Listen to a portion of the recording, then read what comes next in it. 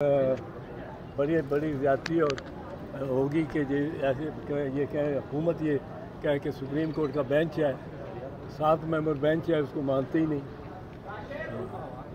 ये मैंने कभी सोचा ही नहीं था ज़िंदगी में। इतने ये ढीठ इतने ये आके खड़े हुए हैं और सुप्रीम कोर्ट के सामने पकड़ के खड़े हो गए जिस हालत में तो मैं कह नहीं सकता।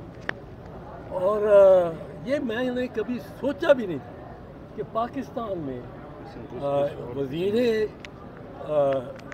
दाखिला, वज़ीर दिफा, वज़ीर आज़म और इनका जो ऊपर सरप्रस्त है वो मतलब ये तरह कह रहे होंगे और सुप्रीम कोर्ट के साथ के बारे में ये बातें कर रहे होंगे। ये क्या के भी बात है। अच्छा सर, अगर फुल कोर्ट बनाया जाता है आपको कोई एतराज तो नहीं होगा सर? अगर फुल कोर्ट बनाया जाता है हमने तो दरखास्त की है कि फुल कोर्ट बनाए, हमने दरखास्त की है कि फुल कोर्ट बनाए। अगर फैसला इनके खिलाफ आता है जाहिर बात है, साफ नजर आ रहा है कि वो तस्लीम नहीं करेंगे। अगर वो तस्लीम नहीं सर, उन्होंने इलेक्शन भी नहीं होने दिए सर, वो ये फैसला मानेंगे? उनको अगर कोर्ट ने डिस्क्वालीफाई कर दिया तो फिर कैसे कागजात नामजदगी कैसे फाइल करेंगे? कोर्ट को कुछ करने की जरूरत नहीं है। अगर इन्हें कंटेम्प्ट इन्होंने की, कंटेम्प्ट में सेंटेंस करके सजा सुना के till the rising of the court भी जाए, ये भी जाए, ये डिस्क्वालीफाई हो जाए। डिस्क्वालीफाई कर सकते हैं सर? कभी हो जाएंगे यार। यूसुफ रजा गिलानी नहीं हुआ था। सर, का फैसला सर आपने इकरार किया कि आपके कहने पे फुल कोर्ट बनी, क्या यार हमारी दरखास्त पे नहीं सर, हमारी दरखास्त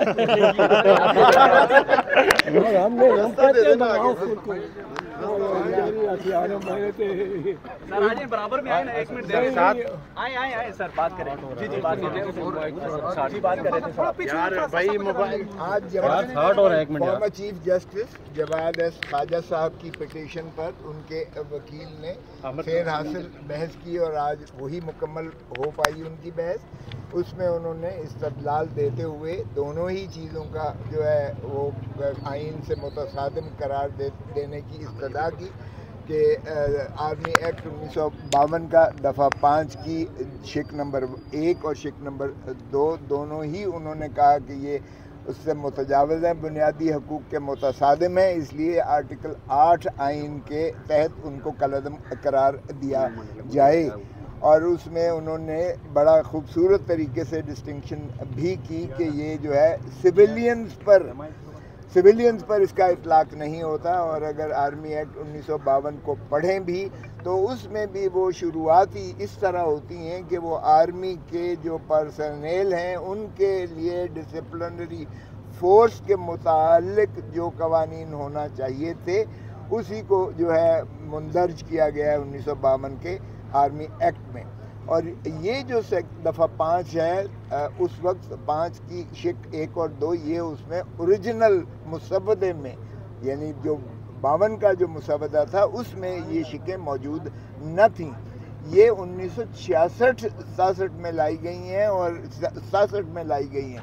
और ये 67 का अगर 1967 के अगर सियाक व सबाक को देखें तो ये जो है अयूब खान साहब जनरल रिटायर्ड अयूब खान ने जब मोहतरमा जो फातिमा जिन्ना से इलेक्शन हारा था तो अवाम में एक बहुत ज़्यादा एक उसका इश्तियाल था। और फिर 65 की जंग के बाद भी एक बहुत ज़्यादा इश्तियाल था अवाम नास पाकिस्तान की अवाम के में।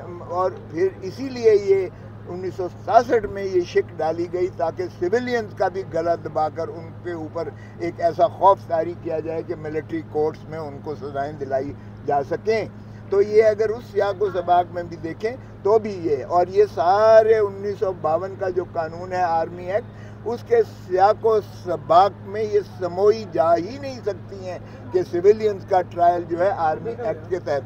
आज बार बार जज साहिबान ने पूछा कि भाई ये इसकी इब्तदा कैसे होती है, क्योंकि ज़ाब्ता फौजदारी में तो इब्तदा FIR के 154 सेक्शन से होकर 173 तक जाती है और फिर कंप्लेंट हो तो फिर वो 200 से होती है और 190 में जाकर और 265 में उसका ट्रायल का पूरा प्रोसीजर है कि उसकी इब्तदा शुरुआत कैसे होती है, तफ्तीश कैसे होती है और तस्दीक कैसे होती है और फिर अदालत के पास जाता है। तो आर्मी एक्ट में कोई ऐसी चीज़ नहीं है। सो इसलिए इसका जो है उन्होंने इसकी इस्तदा की कि इसे कलअदम करार जाए।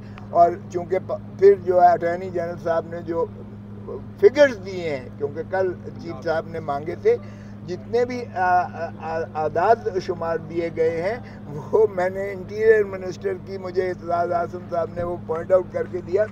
और मैंने जज साहब को कहा कि जनाब ये देखिए, ये तो हज़ारों में कह रहे हैं कि उनको मुक़य्यद और पाबा सलासल किया गया है, ये कैसे कह सकते हैं कि सैकड़े हैं या सैकड़ों से भी कम है। तो उन्होंने बहुत ही उसको मिनिमाइज़ करना की कोशिश की और इसलिए चीफ साहब ने अटॉर्नी जनरल्स को एडवोकेट जनरल्स को बुला लिया है और सोमवार के लिए रखा है। इंशाल्लाह सोमवार को यकसू होगा।